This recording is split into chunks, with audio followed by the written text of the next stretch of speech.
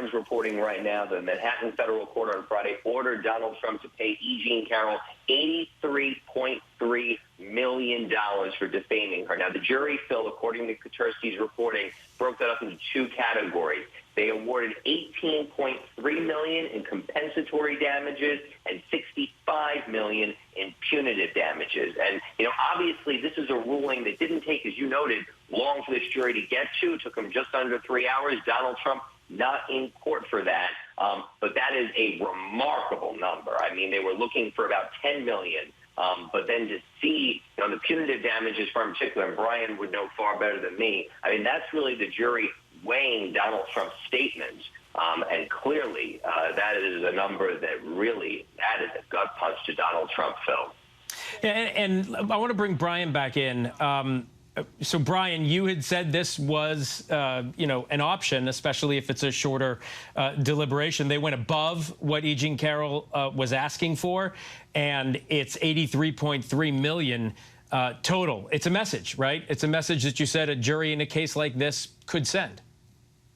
Yeah, so think about it this way. Compensatory damages, those are the damages that are calculable, that E. Jean Carroll's attorneys brought forward through this Northwestern University professor, and that was anywhere from $7 to $12.1 million to repair her reputation.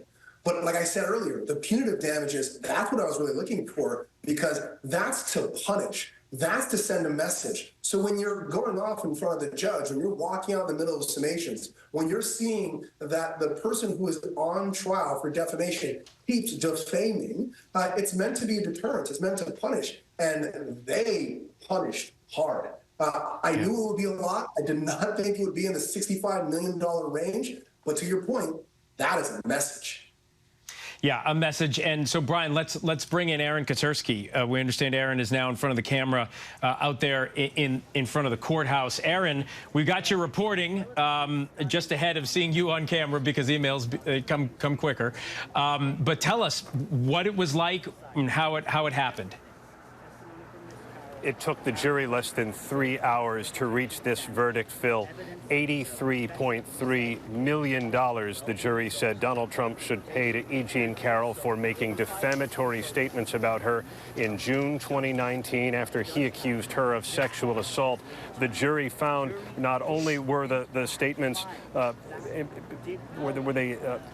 damaging to E. Jean Carroll, they said that Trump said them with ill will, spite, with vindictiveness, wanton, reckless, or willful disregard of Miss Carroll's rights. And so, in addition to the $18.3 million in compensatory damages, they awarded $65 million in punitive damages. Earlier in the day, Carroll's attorneys had asked the jury to think about how much money it would take to make Donald Trump stop defaming E. Jean Carroll, because they said, Phil, his defamatory statements continued well beyond June 2019. They counted well over 100 times, they said, when Trump, during the trial, said defamatory and disparaging things about her. And so this is what the jury took to be just punishment. And Aaron, take us into the courtroom. Tell us how quiet it was when there's a jury verdict delivered like this. You can hear a pin drop. I'm wondering what it was like there in federal court when this was delivered. Former President Trump was not in the room. He had been at court for much of the day, including walking out when one of the plaintiff's attorneys was delivering a closing statement, but he was not there when the verdict was read. His attorneys, Alina Habba, Michael Medeo, sat at counsel table. His criminal attorney, Susan Necklace, behind them. And E. Jean Carroll sat up front at the plaintiff's table in between her two attorneys, Roberta Kaplan and Sean Crowley. And when the jury was polled, meaning when the judge asked each of the 9 jurors one by one to affirm that this, in fact, was their verdict, E. Jean Carroll smiled at them. She was clearly pleased with this outcome.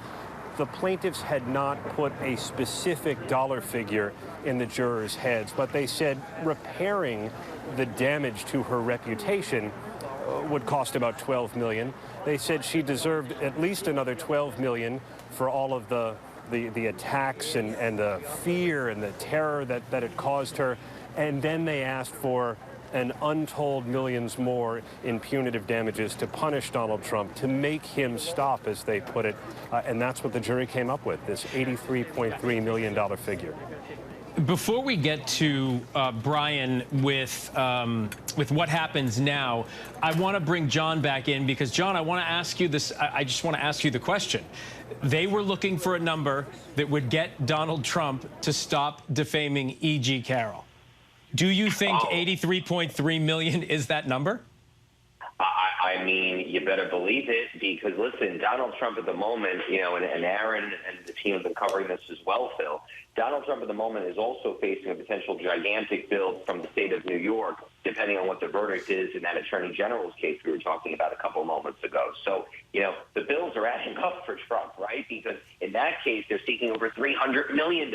So add all these numbers up, we're approaching $500 million that Donald Trump may be out on. That is not enough money at the moment in the campaign coffer to cover all of this.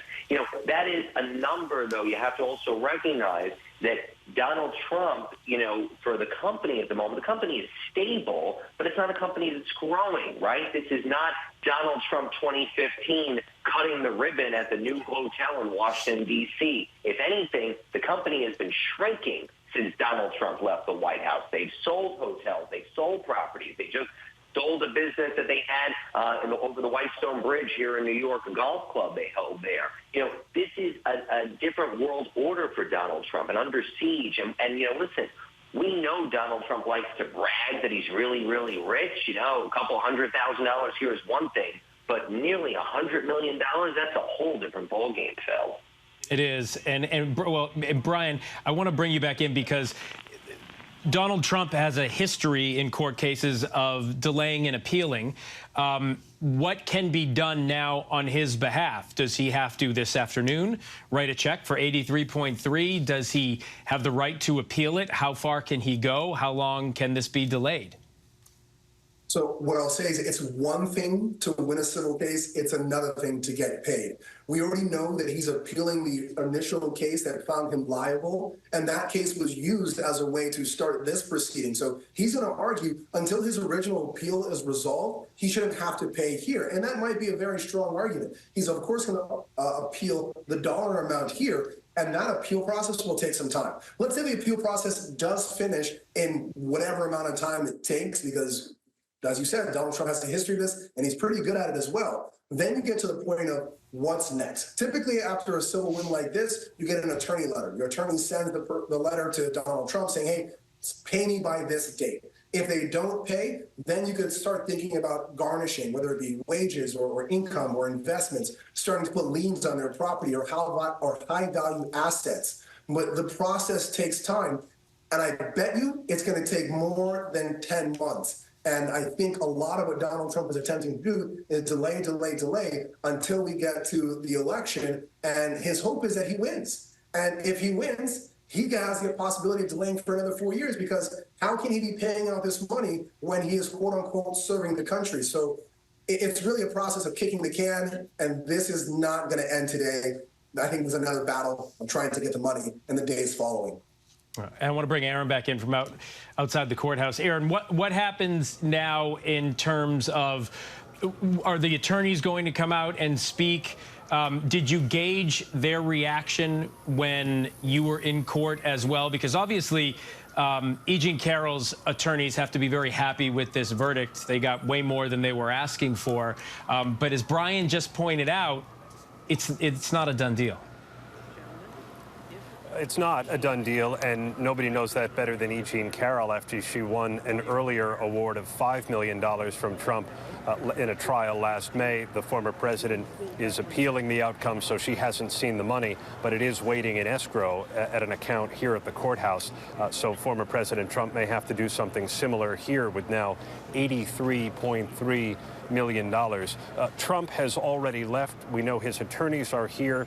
Whether they're prepared to speak on his behalf, we're not sure. But we know that defense attorney Alina Habba has been eager to speak at the conclusion of this case because she feels she and the former president have been mistreated by Judge Lewis Kaplan, who runs an extraordinarily tight ship. We know that E.G. Carroll, who is now 80 years old, did something of a victory lap last May. Whether she's prepared to make statements now or later, we're not sure, in the company of her attorneys, Roberta Kaplan, Sean Crowley. But they should be coming out soon. Court has adjourned.